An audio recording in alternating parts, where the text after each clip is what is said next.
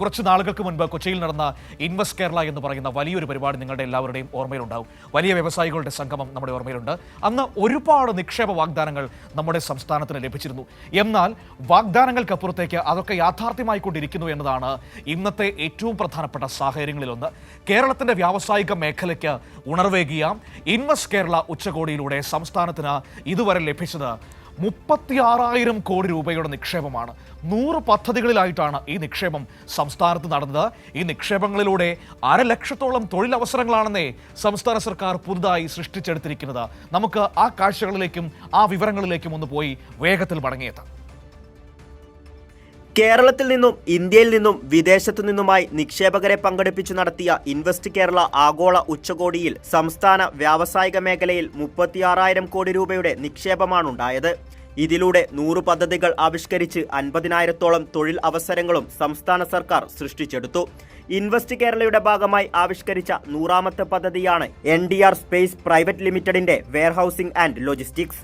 കേരളത്തിൽ ലോജിസ്റ്റിക്സ് ശൃംഖലയ്ക്ക് വലിയ സാധ്യതയുണ്ടെന്ന് പദ്ധതിയുടെ തറക്കല്ലിടൽ ചടങ്ങിൽ മന്ത്രി പി രാജീവ് പറഞ്ഞു. ലോജിസ്റ്റിക് നമുക്ക് നല്ല സാധ്യതയുണ്ട്.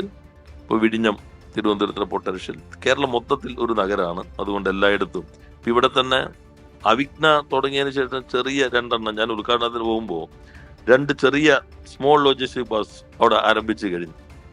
കാരണം അതിനൊരു ആങ്കർ വരുമ്പോൾ ഇവർക്ക് കൊള്ളാത്ത എന്തെങ്കിലും ഉണ്ടെങ്കിൽ ഇങ്ങോട്ട് പോരട്ടെ എന്ന് ചെറുത് വരും. എപ്പോഴും ശ്രദ്ധിക്കേണ്ടത് ഇന്റർനാഷണൽ സ്റ്റാൻഡേർഡ്സ് നമ്മൾ മെയിൻറ്റെയിൻ ചെയ്യണം. 250 കോടി രൂപ മുതൽ മുടക്കിലാണ് NDR space private limited A grade warehousing and logistics സ്ഥാപിക്കുന്നത്.